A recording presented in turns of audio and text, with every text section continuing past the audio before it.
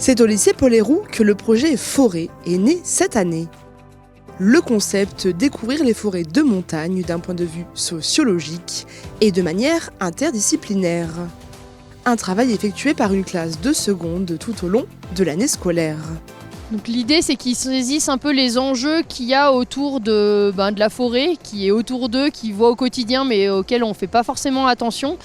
Et notamment les forêts de montagne qui n'ont pas du tout les mêmes enjeux que d'autres forêts dans le monde. Donc ils voient à la fois les forêts de montagne et puis dans d'autres disciplines, notamment en EMC, donc histoire géo et éducation morale et civique, ils étudient aussi les forêts de Guyane en comparaison des forêts qu'on a ici.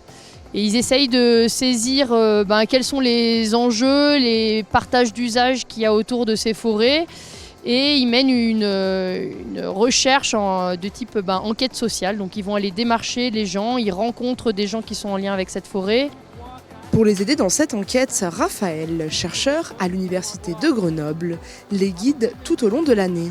En amont, on leur a fait préparer des grilles d'entretien, donc ça c'est une méthode sociologique, avec des questions spécifiques qui permettent d'aller ensuite sur le terrain et aller s'entretenir avec des gens. Donc là concrètement, ils sont allés sur le front de neige, ils ont interviewé tout type de personnes et nous on leur donne un petit peu les méthodes pour ne pas biaiser les réponses et pour qu'ils aient des réponses les plus honnêtes possibles qu'on puisse utiliser ensuite dans notre analyse.